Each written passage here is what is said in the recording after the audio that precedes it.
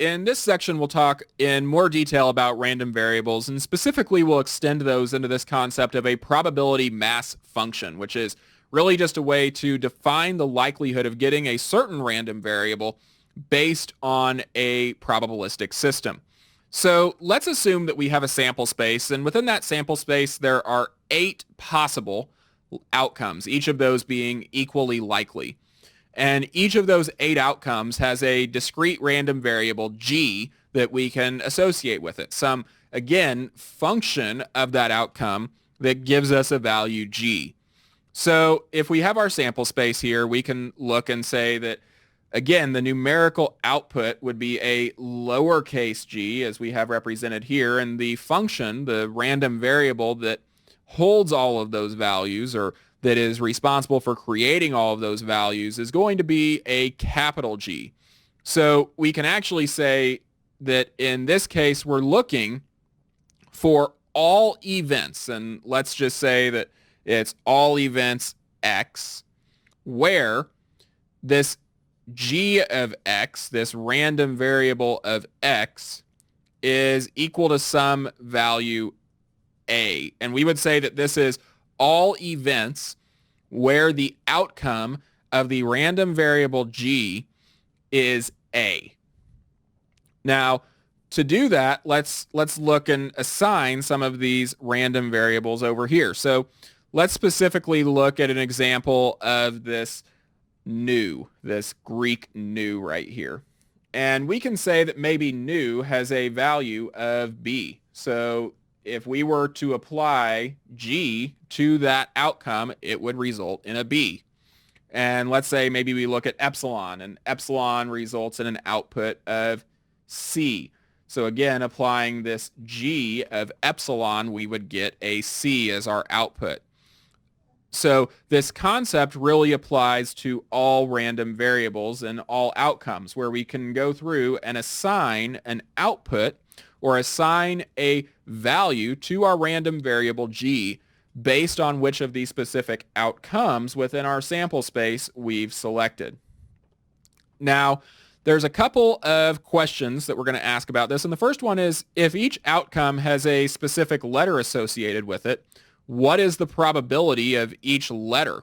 So to do that, let's go through and assign a letter to each of these possible outcomes. So you can see that, for instance, omega has a letter B associated with it, and nu has a C, and theta has a B, lambda has an A, so on and so forth. Each of those outcomes has a specific letter associated with it. In this case, it's just a letter grade, right?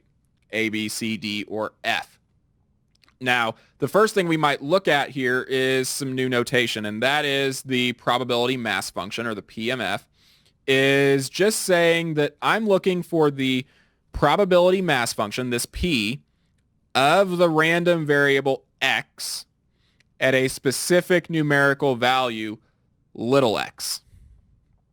And really all that is just the probability that our random variable x is equal to a specific value. It's literally just the probability. But we're getting some new notation to simplify this a little bit. Again, it's the probability mass function of the random variable x at a specific numerical value.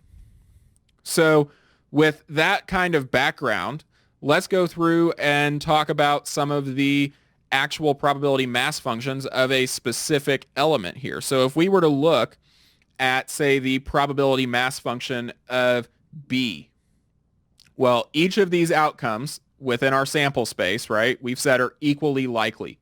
So if we find all of the outcomes that have a B, all the outcomes that will result in a B for our random variable, then we would say that that is 1, 2, 3.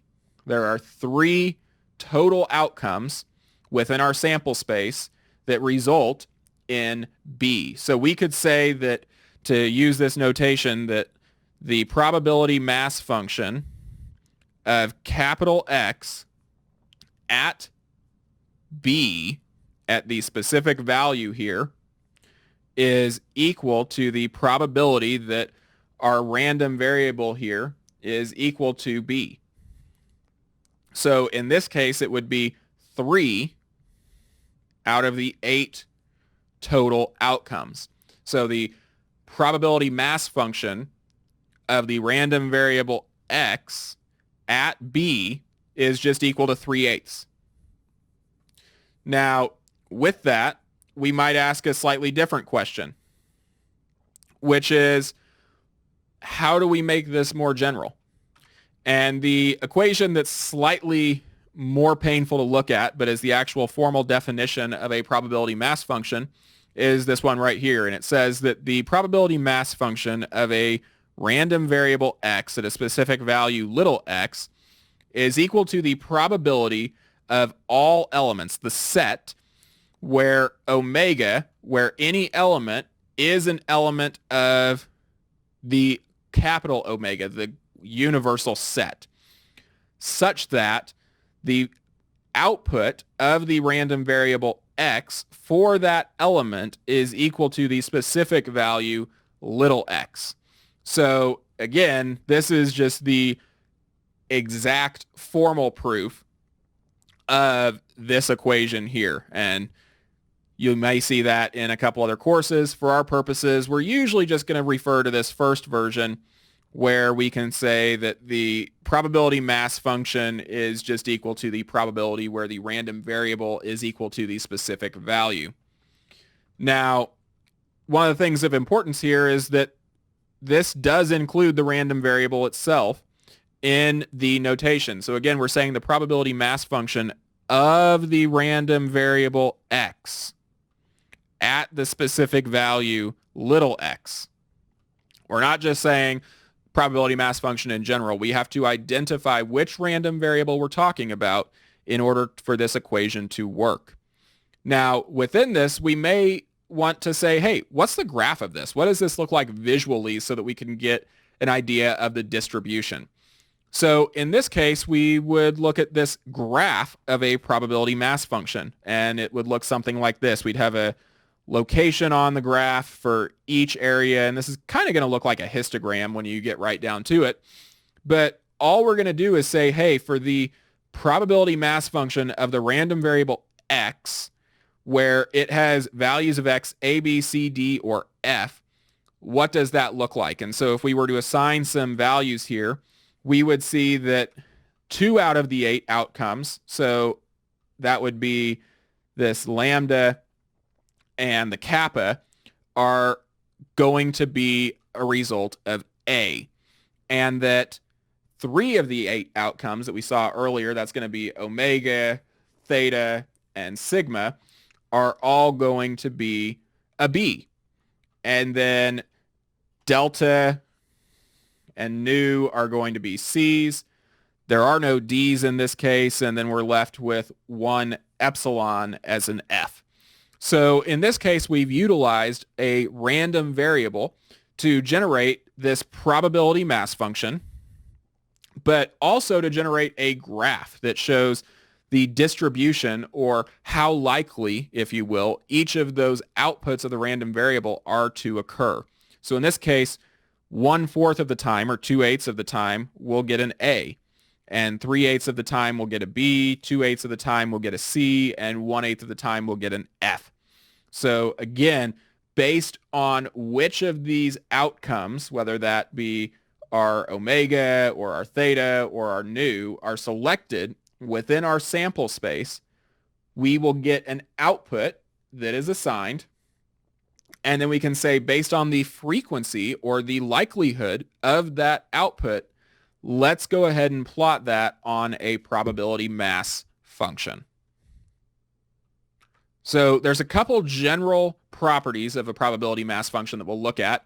And the first one is that the probability mass function of a given x must be greater than or equal to 0 for all x. Now, again, the probability mass function is just a way of saying how often does it occur. It's really a probability in and of itself. And so this makes sense. It follows the same basic axioms of probability that we would have otherwise, where we can say that the probability of a given event occurring must be greater than or equal to 0. And in this case, we're saying that the frequency of something occurring must be greater than or equal to 0 for the same reasons. We can also say, again, similar to general probabilities, that the sum over all x of the probability mass function for a random variable x must be equal to 1. And this is, again, just that concept previously. We're talking about frequencies. So if we talk about the total frequency, the total chance of getting anything within our sample space, that must be equal to 1. Now, with all that in mind, let's go ahead and look at a brief calculation for how to do a probability mass function. So let's assume that we roll a 4-sided die twice. And this should sound familiar because we used this very example back in week 1 of our class. So within this probability mass function, we can say that we have 2 random variables, the first one being x as our first roll, and the second one being y, our second roll. So we've already identified 2 random variables, x and y. So if we set those random variables appropriately, and then we create a new random variable, z, and we say that z is equal to x plus y, we can find the probability mass function for the random variable z for a whole bunch of different values of little z. So first, z is equal to x and y. So if we want to do this correctly, we can first go through and identify what is the likelihood of each possible outcome occurring, and more specifically within each of these 16 possible outcomes of x and y, what are the associated z's? So in the first case, we can say that for a x equals 1 and y equals 1, that z would equal 2, just 1 plus 1. And then if we look at the case where x is 2 and y is 1, that would then be 3. And the same applies when y is 2 and x is 1. And if we look at the next row down here, we can say x is 3 and y is 1. That's going to be 4. The same applies for 2 and 2, and the same applies for 1, then 3. If we look another row down, we can say what happens when x is 4 and y is 1. Well, that's just 5. And the same applies for x equal 3, y equal 2, for y equal 3, x equal 2, and for y equals 4, x equals 1. And then we can continue and say that for x equals 4, y equals 2, that's going to be 6 for this diagonal. And as you notice, we're just operating on diagonals. So then we would have 7s, and then finally an 8 at x equals 4, y equals 4. So within this, remember z is just each of these unique numbers. So the question becomes, what is the probability mass function, or what is the likelihood of our random variable x being equal to each of these specific values? So to do that, we're going to go through and look and calculate these. So the first one is the probability mass function of the random variable z for little z equal to 2, right? So when is the random variable z equal to 2? And the answer is it only occurs in 1 out of the 16 specific outcomes, and that is 1, 1, as we identified earlier. The next one we might look at is the probability mass function for z equal to 3. And we can say that occurs in 2, both of these squares right here where z is equal to 3. And so that would be 2 out of the 16 outcomes. Then we can look at 4 and say anywhere that we got a 4. Well, there are 3 places where we got a 4. And so we can say that that likelihood, that probability mass function for random variable z equal to 4 is equal to 3 out of the 16 outcomes. Same applies for 5, where we can say it's 4 out of 16, and 6, where we can say it's 3 out of 16, so on and so forth. So 7 would be 2 out of 16, 8, 1 out of 16. So if we were to plot this on a probability mass function plot, we would get something down here that looks a little bit like this, where we have a significantly higher probability or significantly higher likelihood of getting a 5 than any other number, right? We've said that there are 4 chances out of 16 to get a 5, and nothing else is greater than that. We're at 3 out of 16, 2 out of 16, 1 out of 16 as you step down in each direction. And so based off of this, we've found now the probability of getting a specific outcome, of getting a random variable that is a sum of other random variables to be equal to a specific number. So let's look at another example. Let's assume that we have a fair coin that's tossed twice, and we'll say that our random variable x is just the number of heads that we get after tossing this fair coin. So to do that, we'll do kind of similar to what we just did and go through and say how many heads are there in each possible outcome. So if we get 2 tails, there are 0 heads. If we get 1 head and 1 tail, that's going to be 1 head. And then if we get 2 heads, well, that's 2 heads. So we have now kind of a outcome where we're talking about the number of heads that we get after flipping a coin twice. So to do this, we can write our probability mass function in a slightly different way, and it's basically a piecewise function. We'll say that the probability mass function of the random variable x is equal to 1 out of 4. So there's a 1 out of 4 likelihood for x being equal to 0 or x being equal to 2. So there's 1 out of 4 here and 1 out of 4 here. So the probability, the likelihood of getting either a 0 or of getting a 2 is equal to 1 out of 4. Now, note that this is not saying that I'm looking for the probability of x being 0 or x being 2. It's saying that it's 1/4 for x to be 0, and separately it's 1/4 for x to be 2. We're talking about the probability of a condition of the random variable, of a state of the random variable. We can also say that it's 1 out of 2, 1/2, or 2 out of 4 for x being equal to 1. So there are 2 places where we get 1 head out of the 2 tosses.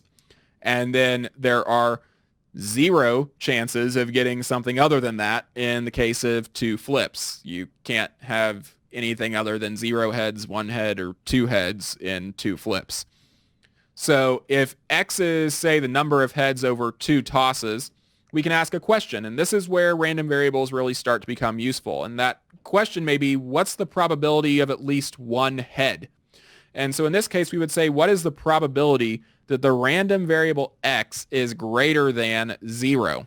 Right? We're saying of it being 1, 2, so on and so forth. And since there's only 2 flips, we can say that this is just equal to the probability mass function of the random variable x for 1 plus the probability mass function of the random variable x for 2. So we're saying this is the sum, if you will, of all of the values, all the possible values of this random variable x that are greater than 0. And we're getting the frequency, the probability mass function, of each of those specific events occurring. And so based on our function above, we can say that the probability mass function for random variable x being 1 was just equal to 1/2, and for it being 2 was equal to 1/4. And so from this, we can find that the probability of getting at least 1 head of 2 flips of a fair coin is 3 out of 4.